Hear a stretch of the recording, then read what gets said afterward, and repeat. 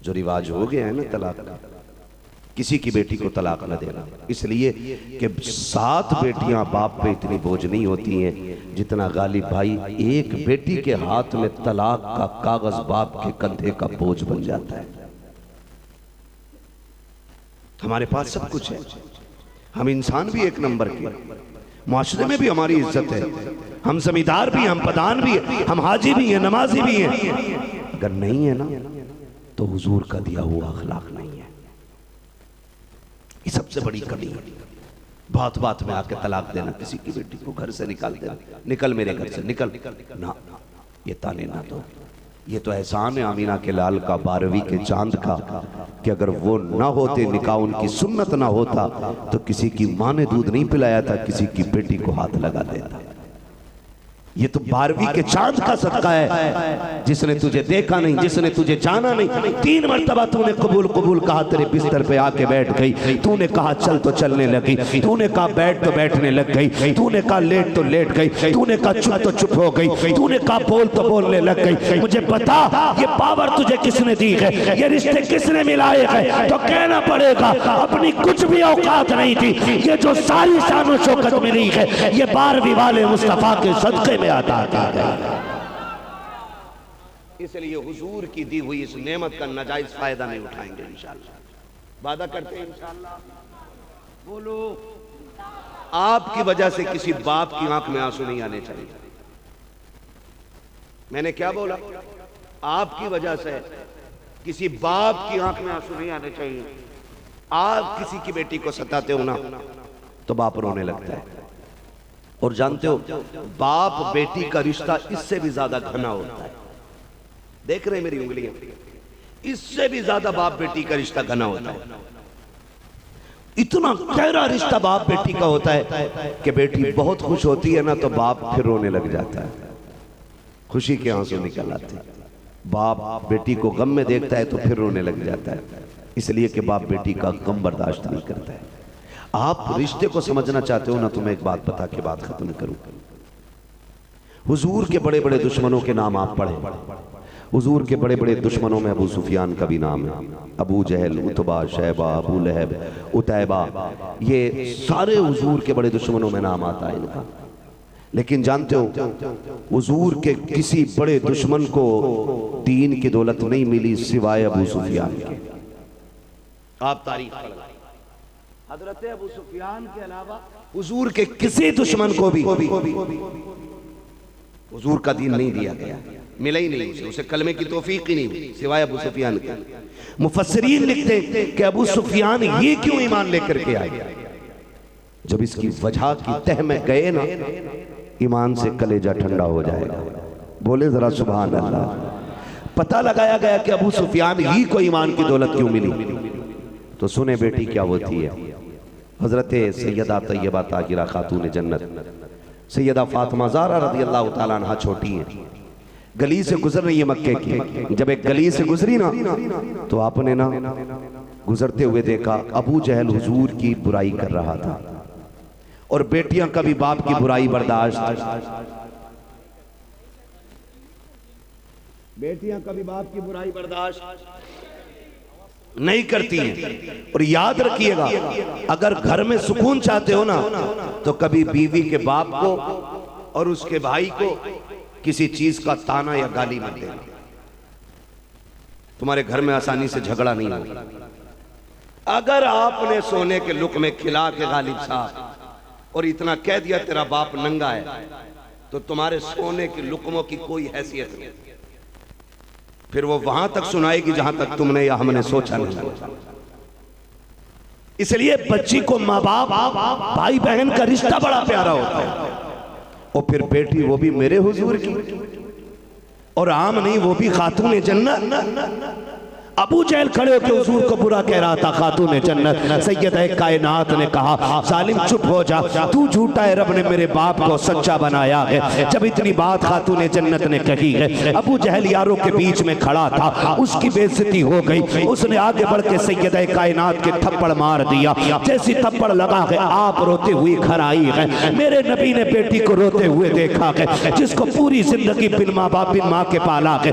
आका ने जिस फातिमा को माँ का प्यार भी दिया था, बाप का प्यार भी दिया था, भाई का प्यार भी मेरे नबी ने दिया है। सारी मोहब्बतें मेरा नबी जिसे लुटा रहा है। जब उस बेटी की आंख में आंसू देखे गए, मेरे सरकार ने घुटने जमीन पे रखे, बाजू फैला के कहा था, फातिमा खैर तो है, बेटी बता तो सही हुआ क्या है।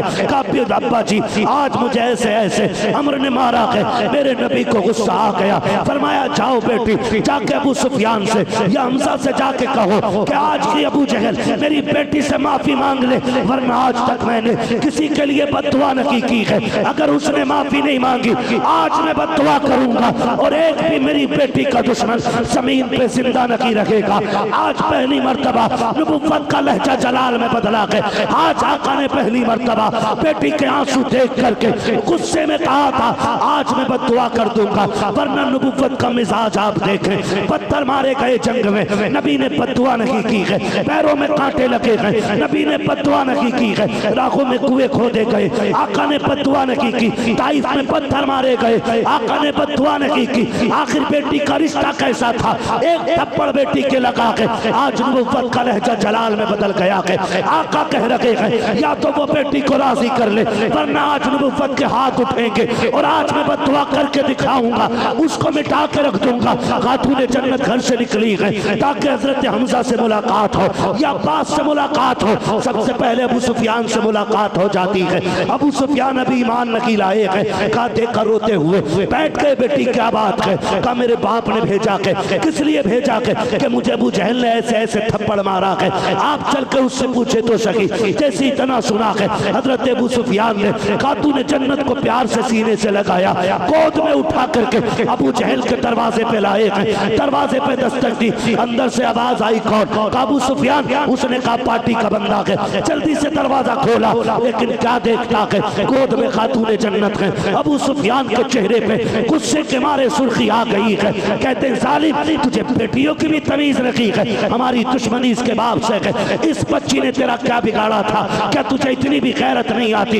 हमारा वाले लोग हैं, दुश्मनी बेटियों से नहीं निभाया करते, हम बेटियों से प्यार किया करते हैं। तेरी हिम्मत कैसे हो गई, तूने फातिमा के थप्पड़ मारा है। अबू जहल के पैर के नीचे की जमीन निकल गई। आपने कहा था बेटी मार थप्पड़ बदला ले ले। खातून जन्नत ने मुस्कुरा के कहा था चाचा जी मैंने इसे माफ किया है इसलिए कि मेरे बाप ने मुझे बदला लेना नहीं बल्कि दुश्मन को माफ करना सिखा दिया है। अल्लाह हू अकबर। ये बेटियां होती हैं जब इतनी बात कही कहते हैं गैरत कर, वो कुछ सीख इससे, तू बच्चे पे से दम ढा रहा है। जबकि हम मक्के के लोग जो भी दुश्मनी इनके बाप से है, इस बच्ची ने क्या बिगाड़ा था? गैरत नहीं आई मारते हुए। सुन ये मेरी भी बेटी है और ऐसे नहीं जाने वाला, बदला लेके जाऊंगा। मार फातिमा। कहती नहीं मेरे बाप ने मारना नहीं माफ करना सिखाया है। गर्दन झुक गई। अबू सुफियान कहते हैं बेटी तूने माफ कर दिया, लेकिन अभी अबू सुफियान की अदालत में माफी नहीं मिली है। इसने बेटी पे हाथ उठाया कैसे? अबू सुफियान ने हाथ खातून जन्नत का पकड़ा और घुमा के एक हाथ मारा। फिर खातून जन्नत मुस्कुराती हुई आई। हुजूर ने देखा बेटी हंसती हुई आ रही, मेरे नबी फिर रोने लग गए और बैठ गए जमीन पे बाजू फैलाए। फातिमा खैर है? सारी बात बताई। चचा अबू सुफियान मिले, लेके गए, उन्होंने डांटा, मुझसे कहा थप्पड़ मार। अब्बा जी मैंने कहा मेरे बाप ने माफ करना सिखाया है, बदला लेना नहीं सिखाया। अब्बा जी मैंने माफ कर दिया था, चचा अबू सुफियान ने माफ नहीं किया। बेटी क्या किया उन्होंने? कहा मेरा हाथ पकड़ के अबू जहल के थप्पड़ मारा है। नबुव्वत की आंखों से आंसू टप टप गिरे हैं, मेरे नबी की झोली फैल जाती है। या अल्लाह अबू सुफियान ने मेरी बेटी के लबों पे मुस्कुराहट दे दी है। अल्लाह अबू सुफियान को उस वक्त तक मौत न देना जब तक उसे मोहम्मद की झोली में जगह न मिल गई। तुम्हारे मुंह से जो निकली वो बात हो के रही। हुजूर ने झोली फैला के मांगा था, अल्लाह ने अबू सुफियान को हुजूर की झोली में डाल दिया। मुफस्सिरीन फरमाते फातिमा से प्यार किया था अल्लाह ने, इसलिए अबू सुफियान को ईमान की दौलत अता फरमाई। तो बेटी बेटी हुआ करती है, करेंगे इंशाअल्लाह बेटी की इज्जत, वादा करें इंशाअल्लाह, कदर करेंगे बेटी की। 12वीं शरीफ का महीना आ गया। कौन सा महीना चल रहा है ना? आज दिन जुलूस का था। कायनात में खुशियां मनाई गई। आइंदा ख्याल रखिएगा। 12वीं पे घर सजाते हैं कि नहीं? बोले जरा जल्दी जल्दी। 2-3 मिनट रह के मुझे इसमें बात पूरी करनी है। 12वीं में घर सजते हैं कि नहीं? जोर से यार।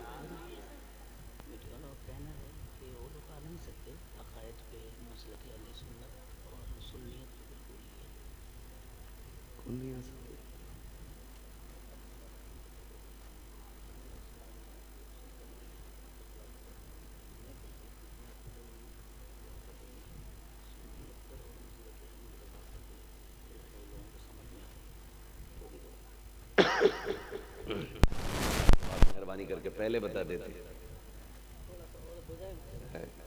थके तो नहीं है भी आप है?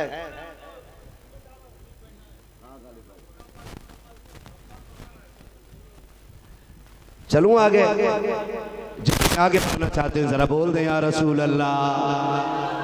जी ये सलामत रहे जिन्होंने बगैर कहे हाथ उठाए, अल्लाह उन्हें माँ बाप के साथ हुजूर का मदीना दिखा दे। आमीन कह दो यार, आमीन आमीन अल्लाहुम्मा आमीन। अल्लाह हुजूर के सदक़े में सबको हुजूर का मदीना दिखा दे, है ना? तो मैंने क्या कहा, घर सजे के नहीं, झंडे लगे के नहीं, आइंदा ये ख्याल रखिएगा।